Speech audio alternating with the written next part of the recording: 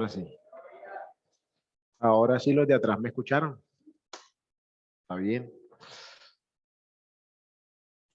Vamos a abrir nuestras Biblias. Y para no perder la costumbre, vamos, ¿dónde? Vamos a leer el Salmo 51 otra vez. Vamos a ir al Salmo 51.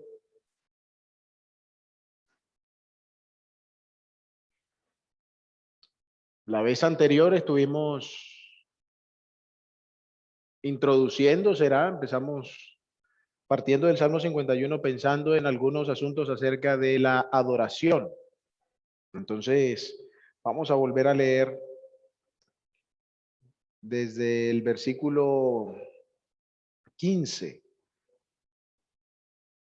Dice, abre mis labios, oh Señor, para que mi boca anuncie tu alabanza, porque no te deleitas en sacrificio, de lo contrario yo lo ofrecería.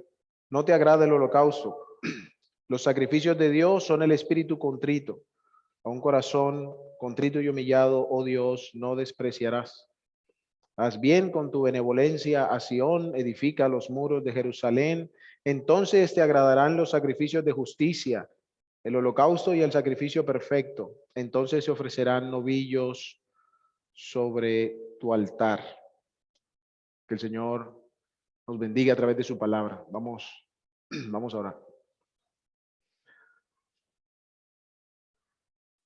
Oh Dios, Padre de la gloria, Rey bendito, te alabamos por tus muchos beneficios para con nosotros. Nos postramos en tu presencia porque eres Rey, porque eres soberano, porque eres santo como ningún otro. Exaltamos tu nombre por tus maravillas, por la cantidad de tus proezas, por el poder, Señor, con que has hecho todas las cosas, pero aún más el poder con el que has obrado redención en favor del hombre. Gracias porque nuestra mente, nuestro corazón pueden ser atraídos a este cordero que fue levantado, Señor, en una cruz para atraer a otros a él, para abrir libre acceso delante de tu presencia a todo aquel que, reconociendo su necesidad de un Salvador, participa de su sacrificio. Padre bueno, gracias por tu palabra, con la que nos enseñas, con la que nos instruyes, con la que tu Espíritu Santo cumple tus propósitos en nosotros. Rogándote que conforme a ella hables a nuestra vida, que tu Espíritu nos dirija, que haya en cada uno de nosotros un corazón dispuesto, donde tu palabra dé fruto, Señor. Que pongas tus palabras, Señor, en mi boca para que primero tú recibas la honra y la gloria de la cual solo tú eres digno, para que seamos enseñados conforme a tu palabra, que no haya estorbo, Señor, de nuestros propios razonamientos, sino que podamos ser conformados cada día a las verdades que en ella están. Ayúdanos, Señor, entonces te rogamos, porque no es de hombre ni por hombre, sino por tu gracia con nosotros y tu Espíritu que nos dirige. En Cristo Jesús nos encomendamos a ti, Señor. Amén.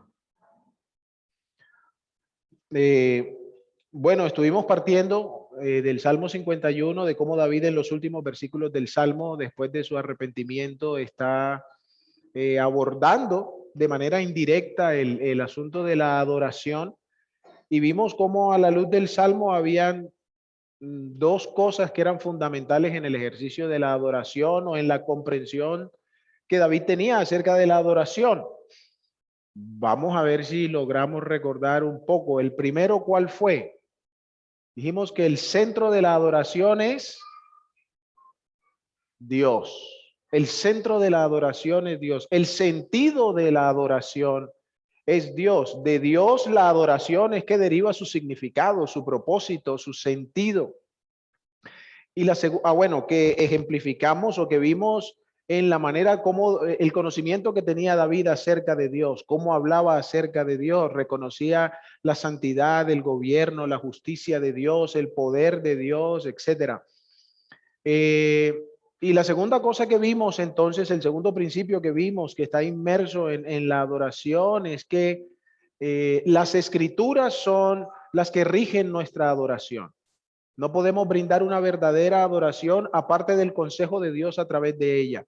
Primero, siendo Él el objeto de nuestra adoración, y segundo, cómo a través de sus revelaciones que Él nos guía para que tributemos a Él una verdadera adoración. Teniendo esos dos principios en mente que vimos a lo largo del Salmo, ya tenemos una referencia que nos permita entonces indagar un poco más acerca de lo que la adoración como tal significa. Pues no quise mencionar el significado de la adoración al comienzo, porque es importante ocuparnos primero de cómo el Señor habla de las cosas para construir un significado y no al revés. De pronto hago un paréntesis y es que con la adoración, como con muchos otros términos, muchas veces tomamos nuestras definiciones y queremos que encajen en el consejo de la Escritura, cuando debemos hacerlo de manera diferente. Necesitamos ver cómo Dios define las cosas, cómo Dios habla de las cosas y en función de lo que Dios declara, entonces construir un concepto o una definición acerca de alguna verdad o de algún término. Quizá, como por dar algunos ejemplos, la palabra perro, por ejemplo, en el sentido natural para nosotros tiene, todo el mundo quiere, bueno, todo el mundo no, pero mucha gente tiene de mascota un animalito, ¿cierto? Y piensan en el perro, en el animal como una criatura chévere que todo el mundo quiere tener en la casa, que la alegría de tener la mascotica. Sin embargo, los perros en los tiempos o en esta cultura, nadie quería tener un perro en la casa, porque eran unos animales bastante feroces, salvajes. O sea, nadie está pensando en el perro como en una mascotica. Entonces, a veces leemos que se menciona un perro y tenemos la imagen de los perros que nosotros nos gusta tener en la casa. ¿Sí me explico? Entonces, es importante entender cómo se habla de las cosas en la Escritura, qué es lo que ella quiere decir, para luego hacernos una imagen de eso y no al contrario, porque la mayoría de las veces que lo hacemos así, es decir, llevar nuestras ideas a las Escrituras, llegamos a conclusiones que la Escritura no enseña y hemos de ser cuidadosos con eso. Entonces, la adoración a lo largo de la historia ha tenido la idea general y amplia de rendir un culto. O sea, la adoración ha implicado siempre en la mente de la humanidad el presentar delante de Dios presentar delante de Dios no, omitan ese pedacito por un momento. Presentar una especie de homenaje, ¿cierto? Rendir alguna especie de celebración a alguien o a algo que se estima superior a uno mismo. Es decir, a ello a lo que le vamos a rendir un tributo, estamos estimando que eso que honramos está por encima de nosotros. Es la concepción general que ha habido a lo largo de la historia. De ahí que el hombre, en su incapacidad de controlar al sol, por ejemplo, se convirtiera uno de los dioses más comunes en la historia del hombre, porque veían que, bueno, la llegada de la luz del sol daba la vida, estimulaba muchas cosas, lo que sea, y como eso estaba fuera de su control, dijeron, bueno, el sol es superior a nosotros, entonces adoramos al sol, rendían tributo al sol, y así con muchas otras cosas. ¿Qué es lo que sucedió? Que con el paso del tiempo y la falta la pérdida del asombro que el hombre fue teniendo acerca de la creación misma de Dios, hizo que el hombre fuese desestimando cómo Dios se había revelado en muchas cosas, y el hombre fue el que empezó a atribuir valor a ciertos elementos y a exaltarlos a una posición que no le correspondía. De manera que la adoración en el tiempo perdió su enfoque y perdió su sentido principal. Eso lo leemos, por ejemplo, en Romanos 1:23, cuando dice que habiendo conocido a Dios, no le glorificaron como a Dios, ni le dieron gracias, sino que se envanecieron, ese es el 22, perdón, sino que se envanecieron en sus propios razonamientos.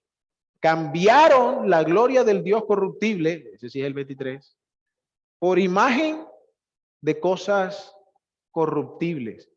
Y no estoy diciendo que haya una enseñanza, pero definitivamente sí es interesante que cuando ustedes miran las cosas corruptibles en que el hombre cambió la gloria de Dios, comenzaron por cosas que estaban más cerca del cielo, hasta traerlas a cosas que están más cerca a la tierra. Repito, no estoy diciendo que haya una lección como tal ahí, pero es interesante que pasaron de la gloria de Dios, se quedaron con las aves y terminaron en los reptiles. Cada vez la visión del hombre acerca de la adoración ha ido bajando y bajando y bajando, de tal manera que hoy en día, hermanos, bueno, con temor lo voy a comentar, pero hay un movimiento en internet en estos días. De hecho, tuvieron su momento importante 2 días atrás, que básicamente se llama el reto de la blasfemia, donde están invitando a jóvenes de todo el mundo a declarar públicamente que Dios no existe. Y realmente es a través de una manera grosera. O sea, la manera de proclamar esto es levantar el dedo medio contra Dios. Hacerlo así de gráfico. Hacerlo contra el cielo y declarar que ni les importa ni lo quieren en sus vidas. Eso es a donde el hombre ha traído la adoración. De manera que a lo que el hombre le rinde culto hoy, ¿qué es? Al mejor cantante, al futbolista, al mejor empresario. Los elementos significativos de la adoración del hombre le han dejado de pertenecer a cosas en sí mismas magníficas para atribuir un valor que las cosas corruptas no tienen. ¿Cuán importante entonces es para nosotros, hermanos, meditar en lo que la verdadera adoración representa y volver a ella si es que nos hemos extraviado? Cuando nosotros miramos ahora las escrituras a lo largo de particularmente el Antiguo Testamento, las palabras que se usan para expresar adoración, básicamente vienen de un sentido muy natural, que es estar postrado, que es estar arrodillado en una posición de humillación. Es estar arrodillado, rostro en tierra. Es lo que las palabras que se usan para hablar de adoración, particularmente en el Antiguo Testamento, significan. Y uno diría, es supremamente sencillo, ¿cierto? No parece tan gran cosa. Sin embargo, uno de los obstáculos principales en el entendimiento de la adoración es el orgullo que reposa en el corazón del hombre. Porque esta ilustración de estar postrado y adorado, postrado con el rostro en tierra, requiere que el adorador, como decíamos ahorita, primero estume absolutamente superior a aquel a quien se presenta, pero que en consecuencia estime cuán pequeño es delante de aquel ante el cual se presenta. ¿Me siguen o los perdí? ¿Sí? Bueno. ¿Qué sucede? Que la imagen del hombre respecto a la adoración es que yo tributo a aquello que es más grande que yo, aunque yo no sea tan grande. ¿Sí me hago entender o no? Pero la adoración genuina y sobre todo la que tiene, la que realmente está teniendo a Dios como objeto, no encuentra un camino diferente, sino reconocer la supremacía de Dios, reconocer la majestad absoluta de Dios y en consecuencia la vileza y pequeñeza nuestra al lado de Él. De manera que no podríamos tomar una dirección distinta, sino caer postrados en su presencia. Estos hombres de los cuales la Escritura relata que tuvieron encuentros con la gloria de Dios, ¿cómo quedaron? ¿Cierto? Cómodos en un sofá. Uy, tan chévere, ¿no? Lo que acabamos de presenciar. Isaías terminó lamentándose por su pecado y por la pena de muerte que reposaba sobre él. El apóstol Juan cayó como muerto ante la visión del Cristo resucitado. Y de pronto alguno podría pensar, necesitamos ese tipo de visiones para valorar el carácter de Dios. El apóstol Pedro cayó de rodillas ante Cristo cuando le dijo que tirara una red allá y sacó un montón de pescados. Pero no por causa del milagro. Pedro dijo, apártate de mí, que soy pecador. Pedro no dijo, apártate de mí porque yo no tengo tanto poder como tú. Pedro reconoció la virtud del Cristo a través de una acción relativamente natural. Porque seguramente Pedro había tenido buenas pescas. Los que pescan con redes saben bien que a veces es complicado devolver la red a la barca, a la canoa, al barco. Pero Pedro comprendió la dignidad del carácter de Cristo en ese momento. Un escritor habla de la adoración y quiero compartir su concepto, por así decirlo, con ustedes. La adoración es la veneración sublime que se rinde a Dios, reconociendo su soberanía sobre el universo, su gobierno moral y la fuerza de sus decretos o la autoridad de sus decretos. Es la veneración sublime. Y de hecho hay cierta redundancia en el uso de estos términos, porque cuando se habla de veneración, estamos pensando en definitivamente hacer, ¿cierto? Un homenaje como máximo, que no hay otra cosa que podríamos hacer. Pero dice, es una veneración sublime, sublime. Que se rinde ¿a quién? Al soberano del universo. Al que con su voz habló y creó todas las cosas. A aquel que las sostiene por esa misma palabra. A aquel que ha efectuado la purificación de los pecados del hombre a través del sacrificio de su Hijo. A quien recordamos esta mañana, a quien vimos como el Cordero de Dios, pero en el cual también hay una paradoja que quería mencionar, porque mencionó Giovanni y luego dijo algo al respecto. La imagen del Cordero es débil, ¿cierto? Y es lo que el Señor quiso comunicar. Pero el libro de Apocalipsis presenta un Cordero que con justicia juzga y pelea. Un Cordero que cuando aparezca, la gente se lamentará muchísimo por haberlo rechazado. Un Cordero que ante el ardor de su ira, todos querrán huir.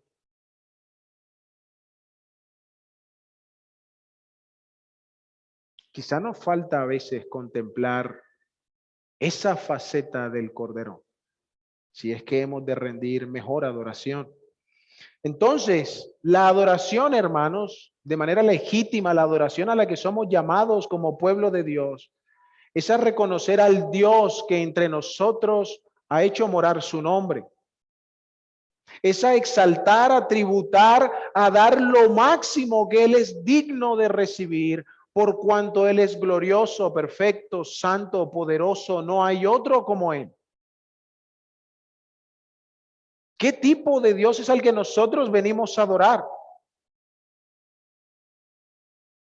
Y si es tan grande como decimos, ¿por qué a veces somos tan displicentes en la adoración que le ofrecemos? Hay un montón de textos que por tiempo ustedes seguramente podrán leer bastante sus Biblias y los encontrarán con facilidad. Quiero solo leer dos textos rápidamente, uno en Isaías, capítulo 40.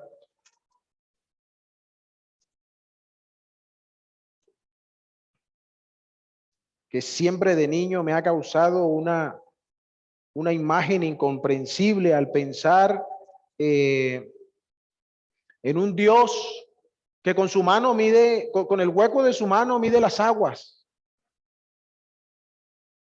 que junta con una medida pequeña el polvo de la tierra, 3 dedos, traduce la Reina Valera. Un Dios tan majestuoso manifestado en la creación. Pero ¿cuál es el mensaje? Versículo 13. ¿Quién guió al Espíritu del Señor o como consejero suyo le enseñó? ¿Quién le explicó a él cómo va? Ven, yo te explico para que tú crees todo, ¿no? Pero yo te voy a enseñar porque no sabes mucho de esto. ¿A quién le pidió consejo? Versículo 14. ¿Quién le dio entendimiento? ¿Quién lo instruyó en la senda de la justicia? ¿Quién le enseñó el conocimiento? ¿Quién le mostró el camino de la inteligencia? Versículo 18. ¿A quién pues van a comparar a Dios? ¿A quién le van a equiparar? ¿Dónde van a conseguir otro que esté más o menos a su nivel como para uno entender de qué estamos hablando? No es posible. No es posible.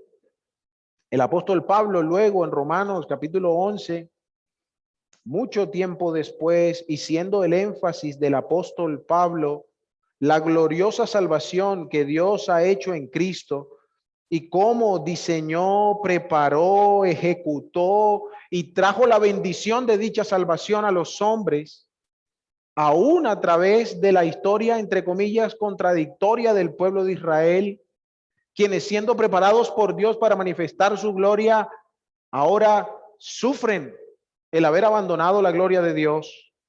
El apóstol termina esta parte del discurso en Romanos diciendo: oh profundidad de las riquezas, de la sabiduría y del conocimiento de Dios.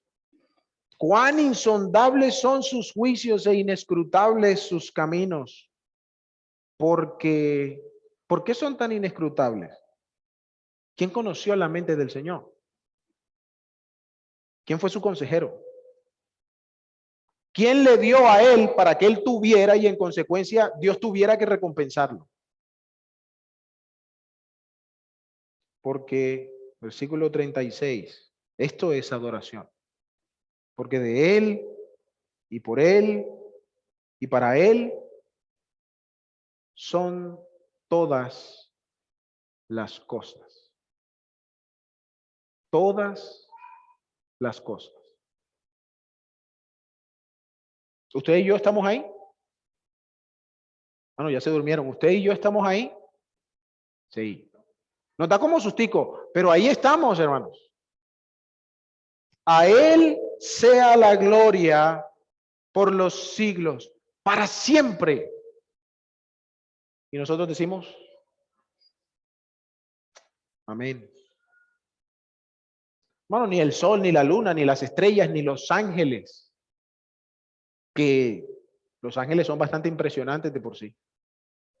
Ninguno de ellos es digno de esa honra.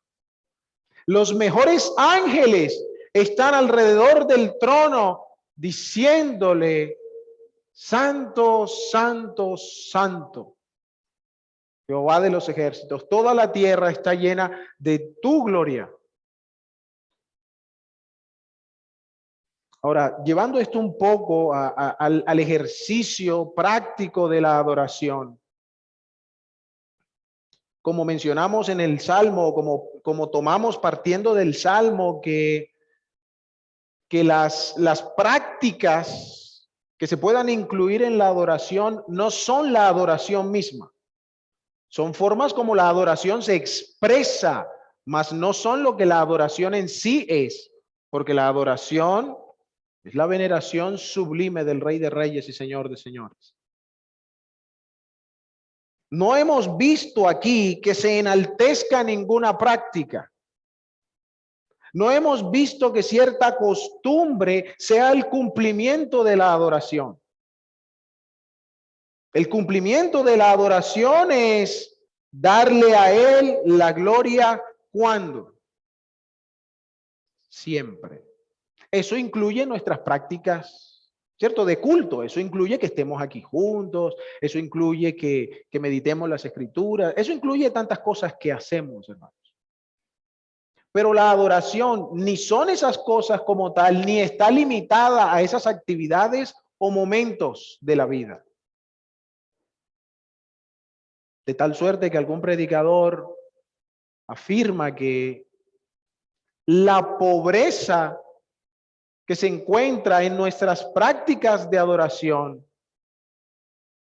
tiene su motivo, su raíz en la ausencia de la adoración en la vida diaria. No aquí, seguramente, pero he escuchado a algunos hermanos en el tiempo quejarse porque el culto no tiene la vida que debería tener. Porque, hermano, eso está ahí como muerto. Seguramente vinimos muertos. Porque lo que aquí se hace, hermanos, delante del Señor, es el fruto de lo que Dios está haciendo en nuestras vidas y de cómo estamos respondiendo a Él. De manera que, si como el pueblo de Israel, qué fastidio nos es esto, el problema no está alrededor. El problema está en nuestro corazón. La adoración, entonces, hermanos, es un factor que debe estar presente en todas las áreas y los momentos de la vida del hombre. De hecho, algunos pensadores concuerdan que por naturaleza el ser humano es adorador. El ser humano ha sido creado y la historia incluso testifica que la propensión natural, la inclinación natural del corazón del hombre es a adorar. El problema es que adora un montón de cosas que no debería. Pero la inclinación del corazón del hombre siempre está en función de tributar a algo que es más grande que él. Como dijimos ahorita, la dificultad está en que el hombre ha hecho cosas grandes o ha tomado cosas y las ha estimado como grandes cuando no lo son. Y luego se postra. La escritura lo dice así. El hombre va al campo, corta un palo, coge la mitad del palo, hace una fogata, se calienta, coge la otra mitad del palo, hace un ídolo y se postra. Y le da gracias por el calor del fuego. Qué ironía eso, tú cortaste el árbol. Esa es la necedad del corazón del hombre respecto a la oración. La escritura entonces, como también dice algún predicador, expresan que el factor central de la adoración en términos prácticos, porque es donde quiero ir, se traduce en una palabra y es obediencia. Obediencia. Dice este predicador, obediencia es la definición básica de la adoración. El acto que realmente expresa o materializa la adoración no es el culto, es la obediencia. Por eso nos congregamos, ¿cierto? ¿O no? Por eso nos congregamos. Porque queremos ser obedientes al Señor. Porque queremos que cuando Él venga nos halle haciendo lo que Él nos ha pedido hacer. En función de la adoración colectiva, pues del ejercicio colectivo de la adoración. Pero lo que, una vez más, lo que materializa, lo que evidencia la adoración, no son prácticas religiosas, es la obediencia. Y dentro de esa obediencia, pues también tenemos prácticas, ¿cierto? En la vida de la iglesia como tal. La adoración, entonces, no está limitada a un horario, ni a un rito, ni a una costumbre de la iglesia, sino a un ejercicio de vida delante del Señor. Hermanos, y aquí nuestra boca se llena hablando del señorío de Cristo, pero fuera de este lugar, yo vivo como yo quiero, donde Cristo no es Señor. Lo que aquí se hizo no es adoración, por lo menos de parte del que lo hace así, no es adoración. Usted está cumpliendo una cita religiosa, pero ahí no hay adoración. Y de tales sacrificios Dios no se agrada.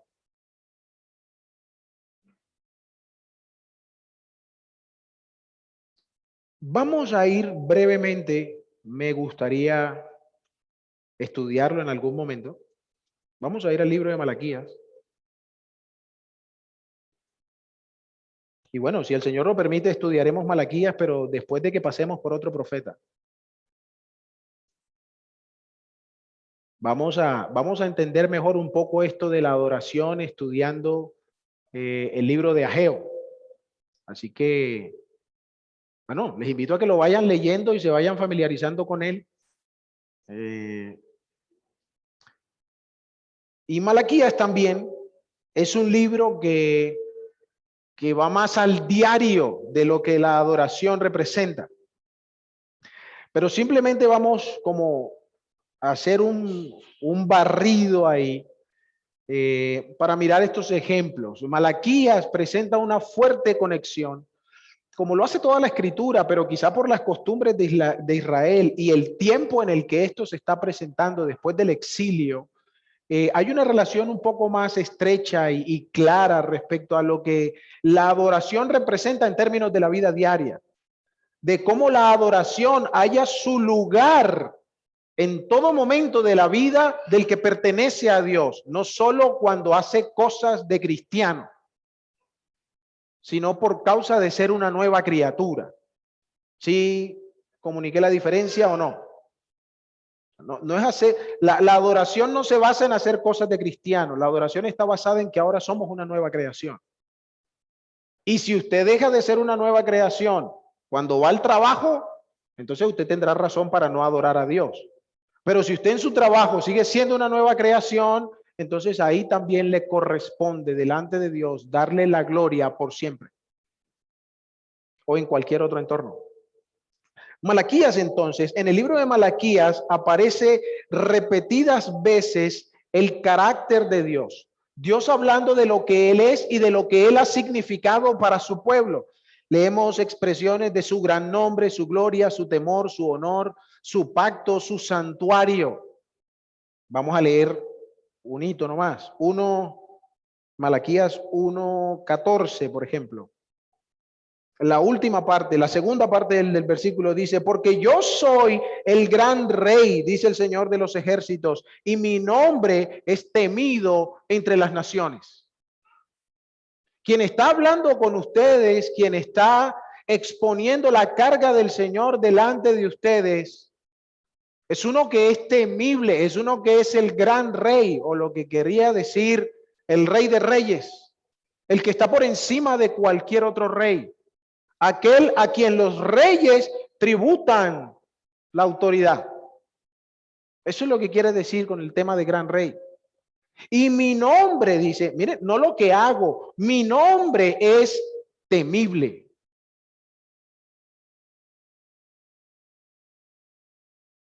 Y así a través de todo el libro de Malaquías, el Señor una y otra vez está trayendo a la memoria del pueblo de Israel quién era el Dios que los había hecho una nación y que moraba en medio de ellos. De manera que los israelitas tenían el testimonio indiscutible de la grandeza de Dios, de la superioridad de Dios, del poder de Dios, de la santidad de Dios. A un israelita, perdónenme la expresión, a un israelita nadie le va a echar cuento acerca de quién es Dios. Ellos de primera mano vieron sus milagros, su poder, sus proezas, sus obras. Pero aparte de eso, Dios no solo habla de quién es a lo largo de Malaquías, sino que el Señor también expresa de lo que ha hecho en favor de ellos y en medio de ellos en repetidas ocasiones también. Por ejemplo, versículo 2 dice del capítulo 1, yo los amé. Y en consecuencia, porque los amé, los formé, los hice una nación, los he protegido de sus enemigos, y de ahí en adelante el Señor menciona un montón de cosas. Yo soy su padre, yo los enseñé, yo los bendije, yo soy la fuente de su bendición, yo he cumplido mis promesas en ustedes. Estoy indignado contra sus enemigos, por eso sus enemigos no prevalecerán y ustedes serán fortalecidos. Una y otra vez, también a lo largo de Malaquías, el Señor les recuerda las poderosas cosas que Él ha hecho en medio de ellos. Más razones aún, ¿cierto? Tienen los judíos aquí. Leamos un par, capítulo 2, versículo 5. Mi pacto con él era de vida y paz, las cuales cosas le di para que me reverenciara, y él me reverenció y estaba lleno de temor ante mi nombre, hablando de haberle dado su ley al pueblo y de cómo cuando su ley fue enseñada, su pueblo recibió la bendición del Señor. Y todo eso se lo di yo. Y cuando me reverenciaron, fueron bendecidos. Capítulo 1, versículo 5. También dice, sus ojos lo verán y ustedes dirán, sea engrandecido el Señor más allá de la frontera de Israel. El pueblo de Israel tenía temor de que sus enemigos que Dios había destruido estaban volviendo a edificarse. Y el Señor les dice, no se preocupen porque si ellos se vuelven a levantar, yo los vuelvo a hundir. Porque estoy, se me olvidó la expresión, estoy indignado contra tus enemigos. Y cuando ustedes vean que yo muestro misericordia sobre ustedes y que sobre sus enemigos hago juicio, ustedes dirán, sea engrandecido el Señor. El testimonio de la obra de Dios en medio del pueblo de Israel también era inevitable. Sin embargo, he aquí el detalle. ¿Qué recibió el Señor de su pueblo? ¿Cómo le pagaron por su grandeza y por sus obras? Les voy a hacer una lista corta. Irreverencia, ofrendas defectuosas, servicio fraudulento, adulterio espiritual y matrimonial, deslealtad conyugal, mezquindad, menosprecio, hipocresía, hurto, divorcio, blasfemia y olvido de la ley de Dios. Así le pagaron. Esa es la adoración que le tributaban. Hermanos, ¿cómo así? Eso no es adoración. Claro, eso no es adoración. Pero ¿qué sí hacía el pueblo de Israel? Traían sus sacrificios y tenían su templo e iban al templo a la hora de la oración y celebraban el día de su ayuno mensual. Ellos creían adorar, pero miren lo que hay en el corazón. La práctica de la vida del pueblo de Israel estorbó sus ofrendas delante de Dios. Que repito, si leen Malaquías con detenimiento, lo verán con toda claridad. Como lo expresó David en el Salmo, no hay cosa que yo te ofrezca que tú recibas si mi corazón no es perfecto para contigo.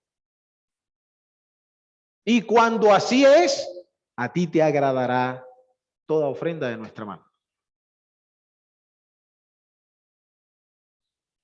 Miren que las problemáticas que les acabo de mencionar no están ligadas con las actividades del culto, aunque hay unas que sí se mencionan de los sacrificios en el primer capítulo, pero no todo está relacionado con el culto. Hay cosas que tienen que ver con la vida matrimonial, otras cosas que tienen que ver con la vida del pueblo como tal, con cómo hacían sus negocios, de cómo estaban traficando, cómo estaban usando su dinero. Hay varias cosas ahí que están relacionadas, es con el día a día, tanto que resultó en el abandono de la enseñanza de las palabras de Dios. Hay un contraste profundo en cómo su falta de reverencia, hermanos, aún teniendo las actividades y las prácticas religiosas, pero su falta de reverencia no solo estaba afectando las prácticas religiosas, sino que estaba afectando cada asunto de la vida misma. Ya no solo es que lo que ofrecemos a Dios no sea provechoso, sino que en el desarrollo de la vida también nada está siendo provechoso. Y trabajan y se esfuerzan y hacen cosas, pero la bendición de Dios no está. Tanto que hay tres cosas que menciona Malaquías bastante dicientes de lo que pasó en el carácter del pueblo. Primero, ya no tenían temor de Dios. Vamos a leerlo, versículo 9 del capítulo 1. Ahora pues, ¿no pediréis el favor de Dios para que se apiade de nosotros? Están en miseria, están en dificultades, no hay bendición sobre sus trabajos y les dice, y aún así, ¿no van a pedir de Dios misericordia? Ni así son capaces de buscar el rostro del Señor.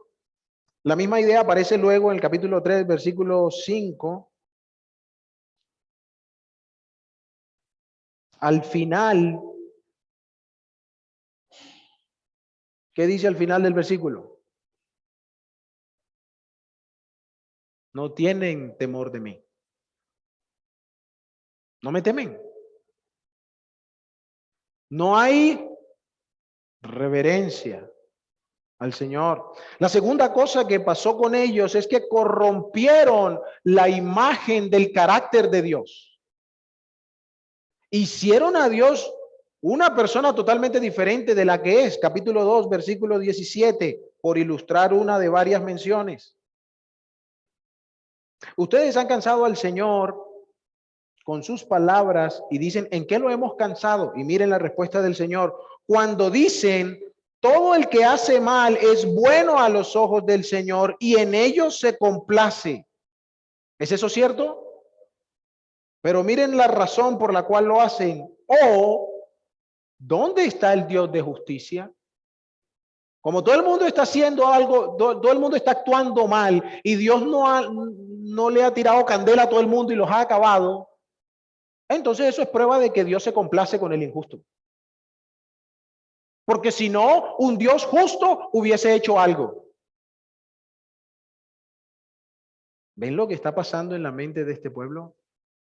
¿Ven cuán bajo están yendo por la falta de su temor a Dios? ¿Por su confianza en prácticas? De tal manera que la tercera cosa que menciona Malaquías es que se envilecieron contra Dios. Ya no solo tenían una imagen distorsionada y corrupta de él, sino que ahora se estaban ensañando sobre él. Ahora eran violentos contra él con sus palabras. Capítulo 3, versículo 14. Ustedes han dicho, en vano es servir a Dios. La razón por la que yo le llevo a Dios cualquier cosa, el animal dañado, el cojo, es que eso no sirve para nada. Eso es lo que están diciendo. ¿No les parece eso, hermanos, bastante ofensivo? En vano es servir a Dios. Miren, ¿qué provecho hay en que guardemos sus ordenanzas y en que andemos de duelo delante del Señor de los ejércitos?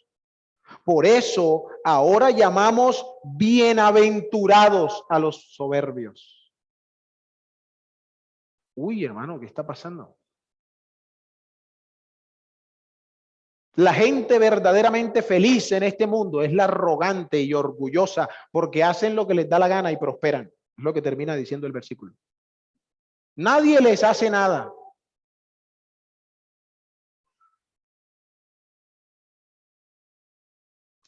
Una vez más, tenían tantas ceremonias, pero Dios no estaba siendo adorado. Eran soberbios, engañadores, desleales, rebeldes. El pueblo perdió todo sentido del valor de sus prácticas, porque se apoyaron en las prácticas más que apoyarse en Dios, porque confiaron en lo que hacían más que en Dios mismo, porque sus planes eran más importantes que lo que Dios tenía para ofrecer. El pueblo perdió su visión de un Dios alto y sublime, a la imagen de un Dios servil, que si no actúa como yo quiero, entonces no es digno de mi adoración y de mi obediencia.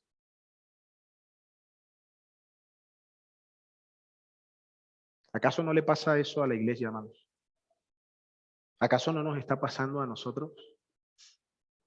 Que estamos tan afanados que Dios sirva a nuestros propósitos, a nuestros fines, a nuestros planes, a lo que yo quiero lograr. Y si así no es, entonces yo encontraré la manera de hacerlo.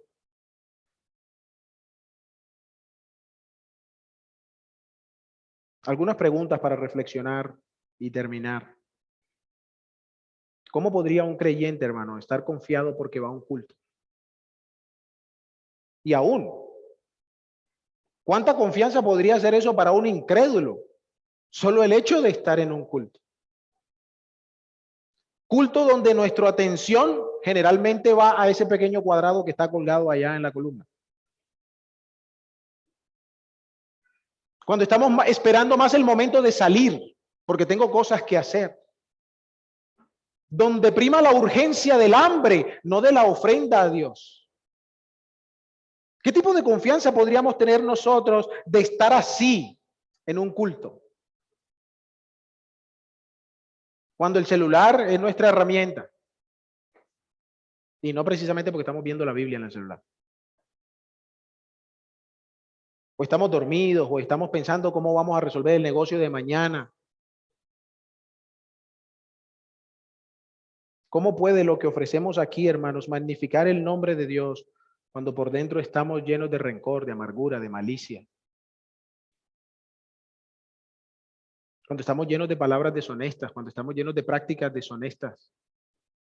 Cuando nuestro corazón está deliberadamente inclinado al pecado, solo que nadie lo sabe y por cuanto nadie lo sabe, estoy tranquilo.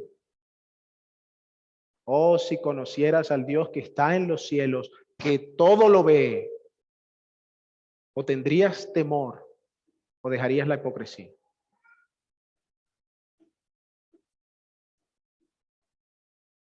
¿Cómo podemos con nuestra ofrenda honrar a Dios si estamos, como decía Malaquías, envidiando la prosperidad de los malvados?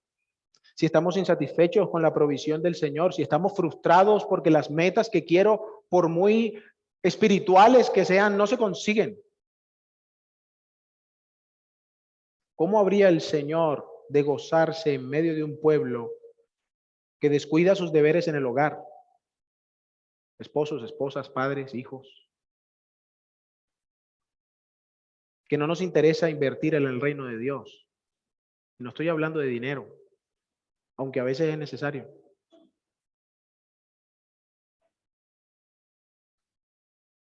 Que somos apáticos al servicio a Dios o en su defecto exclusivos, porque yo voy a servir a Dios donde yo quiero, no donde Él me llame, donde yo quiero servir. Porque yo sé que yo ahí soy el mejor, o soy bueno, o es lo que me gusta. Cuando estamos siempre mirando a los demás con el estándar de lo que nosotros creemos que deberían ser y hacer, en vez de permitir que el Señor forme a su Hijo en mí. ¿Cómo podría, Señor, regocijarse cuando el curso de mi vida lo guían mis deseos, no su voluntad? ¿Cómo tener esperanza de tributar a Él la gloria de vida a su nombre cuando no es mi pasión conocerle? Cuando mis Biblias solo se abren de vez en cuando vienen al culto, porque a veces se quedan. El despertador no les suena y no vienen a la iglesia. Porque me parece una pesadez ocuparme del contenido que está ahí. Palabras de Dios. ¿Cómo voy a adorar un Dios cuyas palabras no me interesan? Cuando mi vida de oración es un requisito más que una urgencia y una necesidad. Hermanos, que el Señor nos ayude. Porque fácilmente podemos caer en el mismo error de salir de aquí contentos porque cumplimos sin siquiera haber adorado al Rey de Reyes y Señor de Señores. Que el Señor haga nuestros corazones sensibles a su grandeza. Dios benigno y longánime como tú no hay. ¿Cómo, Señor, poder excusar nuestras actitudes si tú lo conoces todo?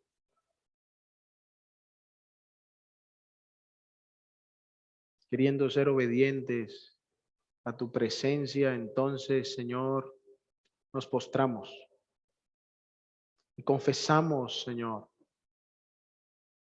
nuestra iniquidad.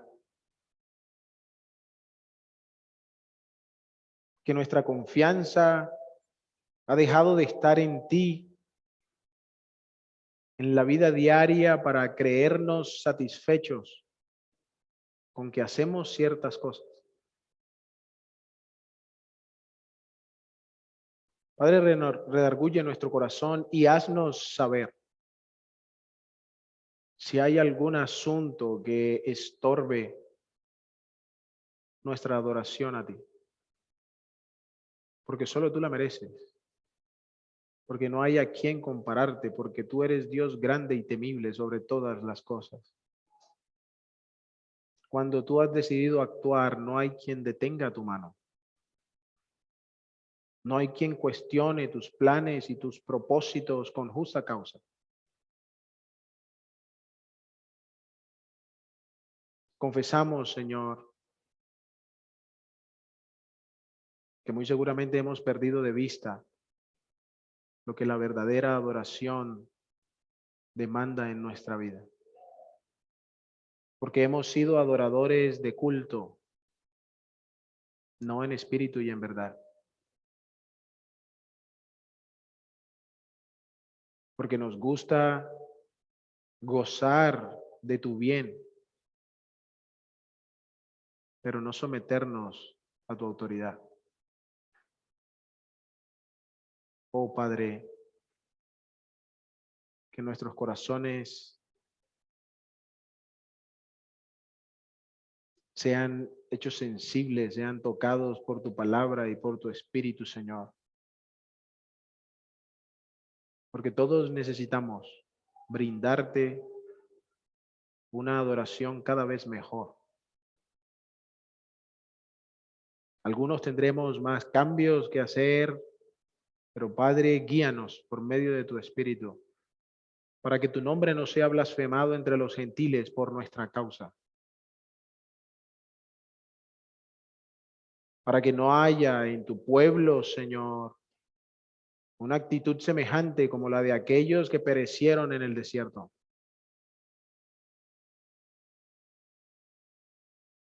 Glorifica tu nombre en medio de los tuyos, Señor, porque aparte de tu presencia y tu poder, no hay cosa que nosotros podamos hacer. Te exaltamos, Señor, sobre todas las cosas, porque ese es tu lugar natural. Y miramos al Hijo, al Cordero, crucificado en debilidad, pero levantado con poder, victorioso, digno de abrir el libro y desatar sus sellos, de consumar la obra que desde antes de los tiempos diseñaste. Por medio de él, te damos las gracias y exaltamos tu nombre, oh Dios. Amén. Que el Señor les guarde, mis hermanos. 6:30, predicación del Evangelio.